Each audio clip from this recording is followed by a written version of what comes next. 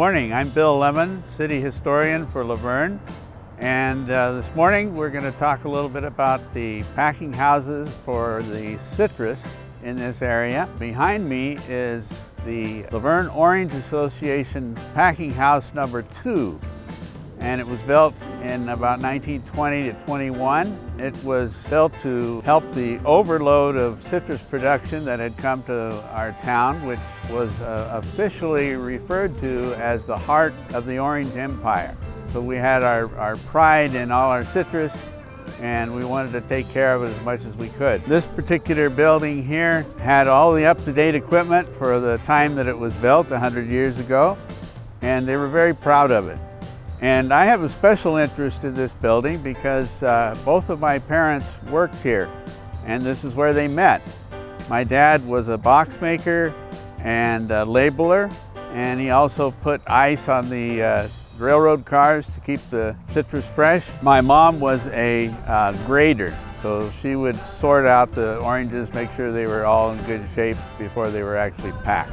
So they met there in 1930. I'm proud of that. I owe my life to the citrus industry in Laverne. There were about 6 packing houses in Laverne altogether at one time. They had a lot of different associations. They had Lemon and Orange Association, they had Lemon Association, Orange Association. They were, of course, close to the railroad tracks. We have Santa Fe Railroad tracks right out here. That's how they shipped all over the United States. There was 1 or 2 that were serviced by the Pacific Electric or the Southern Pacific Railroad, which was the same line. This town was called Lordsburgs when it was first settled, and yet most of the citrus associations were called Laverne or Laverne Heights. And that's because the area north and west of here was a community called Laverne. It was never incorporated, but it was well known for its citrus because it was pretty much open country, and that's where most of the citrus grew. The town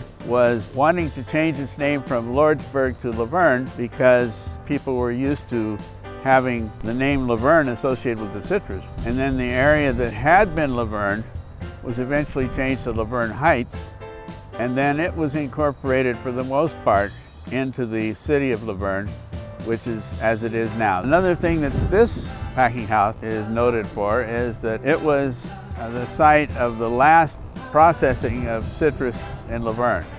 That was in 1960.